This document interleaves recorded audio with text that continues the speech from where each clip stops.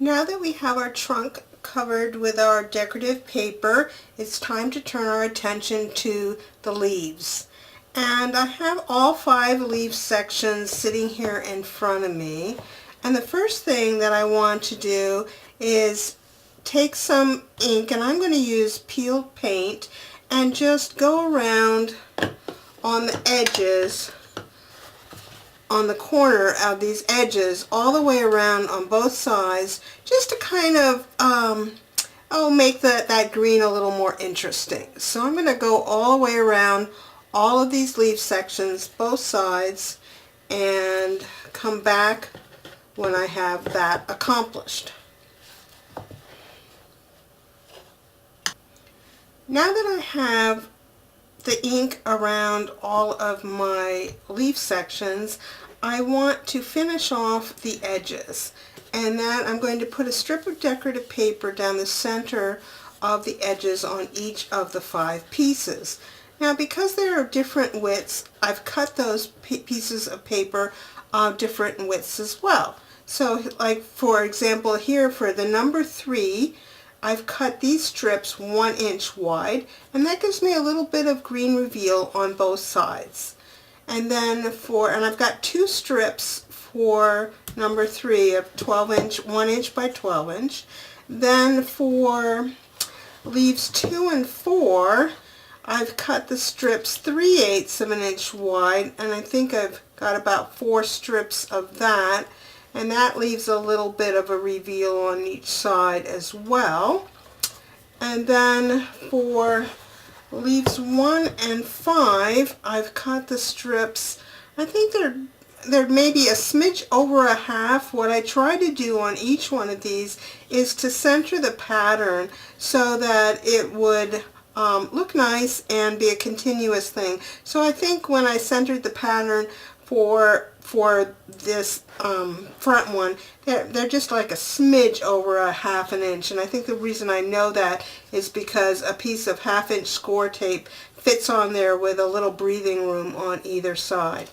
So let's just do section 3 together, and I'm just going to pick a place to start, and where I can hide that seam, and just kind of measure around here to see where that is. So I can see that where I want to start is right in that intersection. I'm just going to peel part of the tape backing off to begin with. Try to get that centered.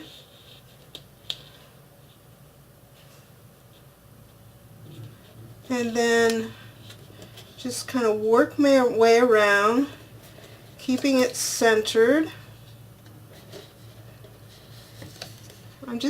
Since these are gentle curves on this side, I'm just using my fingers to get it adhered down, and then I'll come back with my bone folder. On the other side, where there's some sharp angles, I'll need to use my bone folder to work into those even as I go along, just to make sure I get that nice and tight into those tighter corners. So then we'll just come down here to the end and fold that end in, and then I'll just join and start the other one at this end and proceed around. I'll do that for all of my leaf sections, and then come back and burnish, and I don't know if I said, but I did ink the edges of all these strips after I cut them. So I'll get that accomplished, and then we'll be back for the next part. I'm back. I have all of my edging strips done, and now you can get an idea of what it's going to look like from the top. You can see I've alternated the papers on the edges, and those are the same papers I'm going to use to cover the flat surface of the leaves as well. So let's get started on doing those flat surfaces. I'm just going to use leaves number 1 as an example here. And what we want to do is find our templates that we used when we originally cut out the chipboard for each one of these sections. And here's mine from the front for leaves 1 and leaves 5. And I just am holding this up and seeing how closely it fits, and then deciding is there how much of a reveal I want to have, so that I can either trace this pattern directly or do some trimming first and then test this new revised template out before I go and do it on my pattern paper. And I think that's what I would do, is just decide, you know, do I want to see about a 1/16 of an inch or thereabouts. I think that's about what I'd like to use for a reveal around the leaves. So in order to conserve paper, you can see that when we have the leaves together here, and let me see if I can get them stacked up about right here. I'm looking on the inside.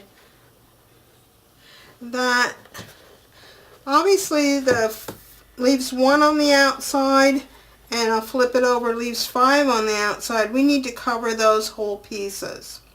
But for the others, you can see that very little of this, of the actual flat portion of the leaf shows. Now, it kind of depends on how much paper if you saved both sheets of both greens. And what I'm going to do is the green, darker green for 1, 3, and 5, and the lighter green for 2 and 4. So there's enough to cover completely 2 and 4 without, you know, trying to do a little patch job, unless you want to conserve paper. I like to conserve paper, so I'll probably do that. Now, for the dark green with the polka dots, there is not enough paper to completely cover both sides of 1, 3, and 5. So what you will do is kind of line things up and see how much shows. So let me give you an example of that with leaves 3.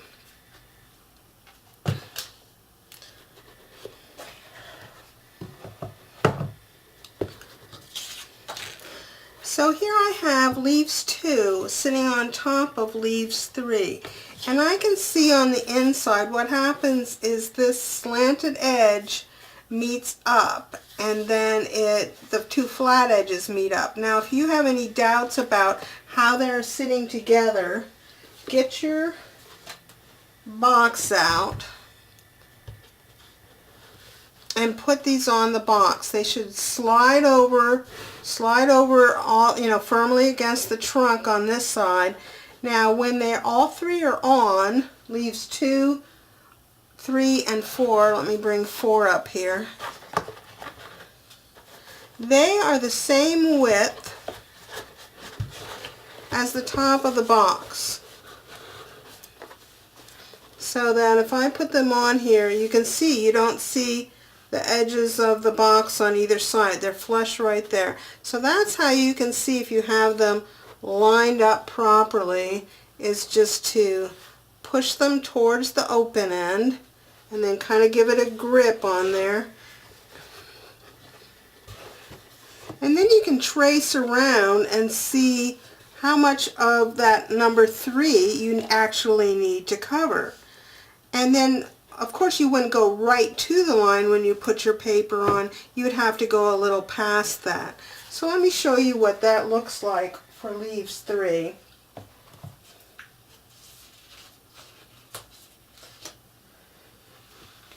Get the box out of the way here. And what I did was I just cut a complete pattern of the green paper just to make sure I knew where I was going. That's not necessary, it's just, that's just kind of the way I had like to roll. But you can see here these odd shapes, and what I did was I allowed at least 1/4 of an inch past where I drew those little lines for each. These are the places that things showed. Now here it was like a little bit up here and more over here, so I just joined these together to make my life easier. But that's the kind of thing I did. You can see how much paper of the pattern paper was conserved by doing this method, and you will have to do something like this if you decide to cover 1, 3, and 5 with the polka dots.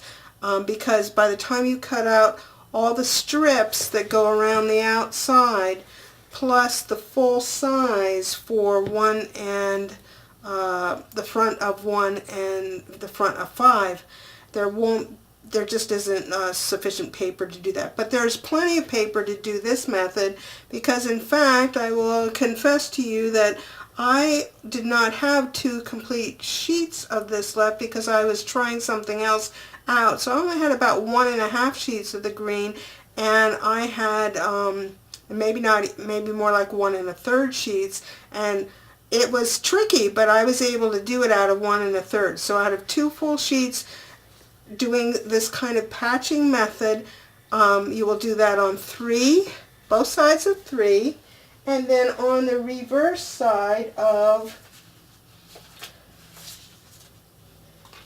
let's find leaves 1 here.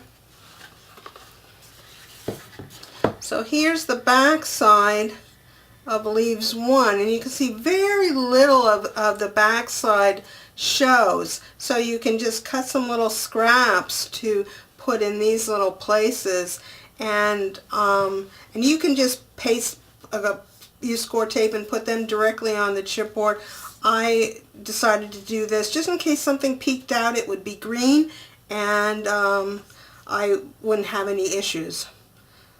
So I'm going to now attach all of my flat pieces, and I have been generous with my score tape. You can see here it's pretty generous, and that is because when we go to attach the leaves together, we're going to glue one to the next, and if this paper isn't solidly on the chipboard, you know, it's not you don't have the integrity of gluing it. So make sure you don't have to cover the entire thing, but make sure you've got some good strips, you know, at least some coverage in the center.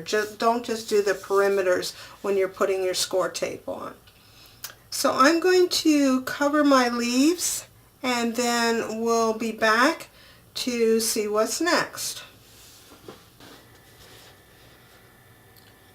I finished putting all the paper on the flat surfaces, and here is number 5. This is the inside, and you can see what we talked about last time about just putting the pattern paper where it would show, and of course on the outside it shows everywhere, so it's totally covered with pattern paper. The paper is kind of directional, and I tried to keep everything in a line so that things wouldn't be crooked, but that's a personal choice. So here's number 5, and then here's number 4, and this one I just used a whole piece on this side. I got a little tired of doing all of this patching, I guess, at that point, and I had plenty of that. I still have one whole sheet of this, I can't remember what the lighter green is called, but I still have a whole sheet of that left. So I'm just stacking these up. Here's number 3. It has the little patch business on both sides. Number 2 has patch on the back side. And then here's number 1. It just has these little bits on its back. And then that's about where it's going to end up. So try to keep these together as a sandwich. So that's what our leaves are going to look like.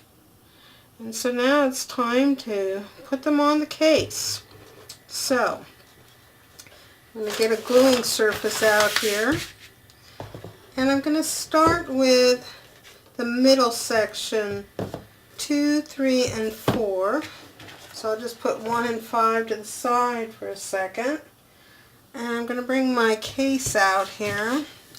Now, one thing we need to do before we start putting the leaves on is that this green paper does not go back far enough.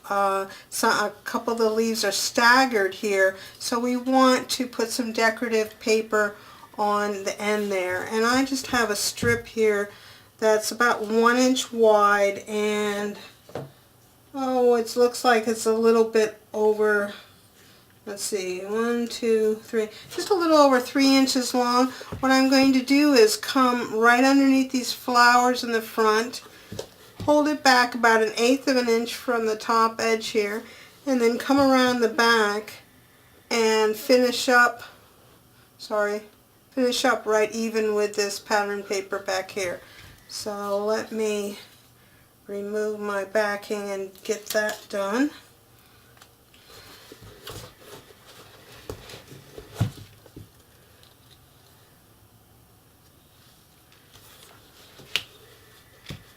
Just sticking in there lightly to begin with, so I make sure I get my 1/8 inch up here. That looks pretty good.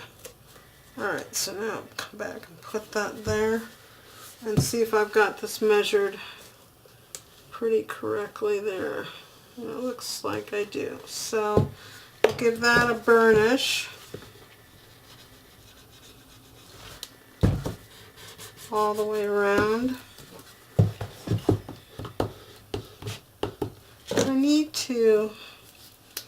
I just kind of lifted up these flowers a little bit. I don't know if they're going to show here, but I just gently lifted them up and now just put a little spot of glue back underneath there so they will stick back down.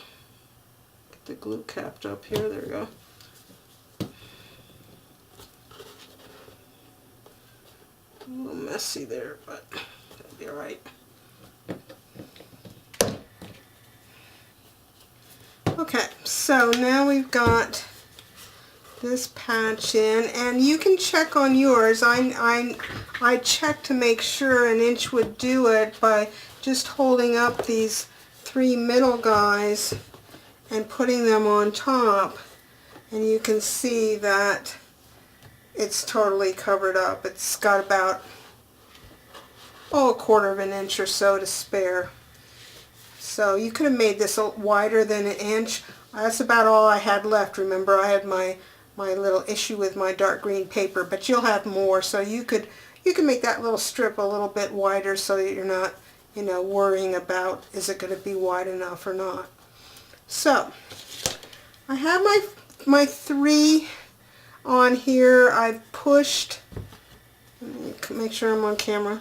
I've pushed everything from the knothole side so that they're snug up against the trunk here and flat against the top. And now I'm just going to hold on to that and kind of look at the inside. And what I'm looking for here is, of course, this should be flat. But I think that what should happen here is that the angled pieces where they angle back, see if we can get this in the camera here, where they angle back, those angles should meet the flat part of number 3 in here. So it kind of angles, the angled edge hits number 3 here, comes straight across, hits the angled edge for 2, and comes back out. So we're going to glue this unit together as a sandwich to begin with, and let that set up, and then when that's good and dry, we'll come back and do the next part. I've come back to say that there's something handy here, and that is that where you've cut these pieces, this can basically act as where you want to put your glue, because those parts are what's getting covered up by the piece that comes on top. Now, I wouldn't come real close to these edges, but that gives you a general outline of where to put your glue. So I'm going to just go ahead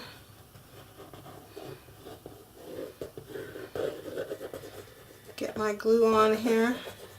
Just keep it within those boundaries, and then set my other piece on top. I don't need you right now. Turn this around so I can see the inside here.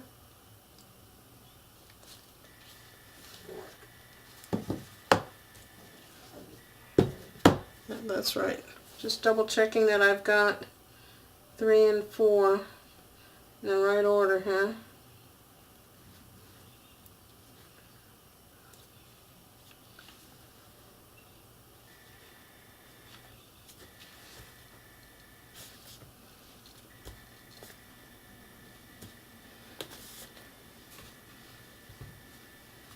You could always do this in 2 stages. Put either 2 or 4 on first, and come back and put the other one.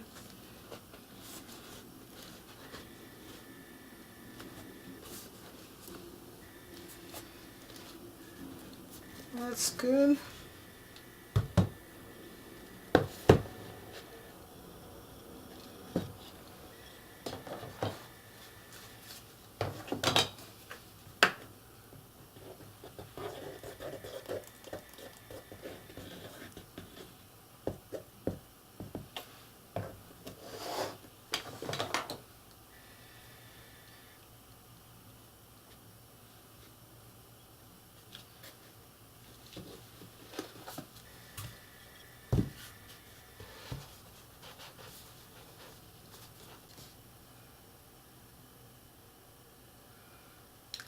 So I have my unit 2, 3, and 4 put together, and now it's time to add it to the top of the case.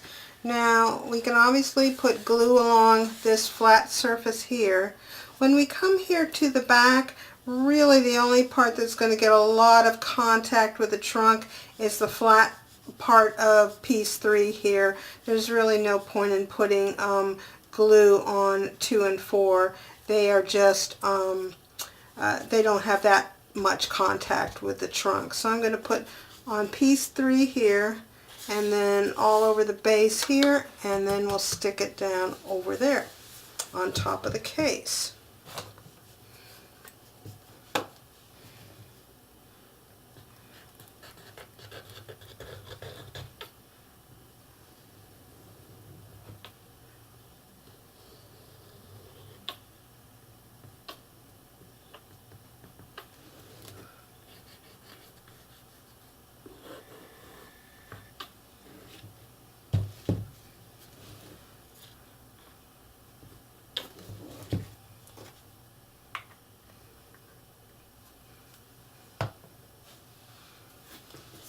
Just checking to make sure I have no glue on my hands.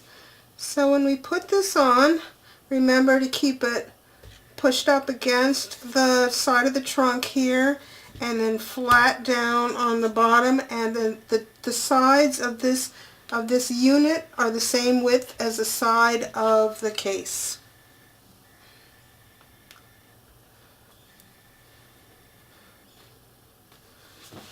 I'm just going to stand up here and turn it around and make sure everything is staying pretty straight, flush this way.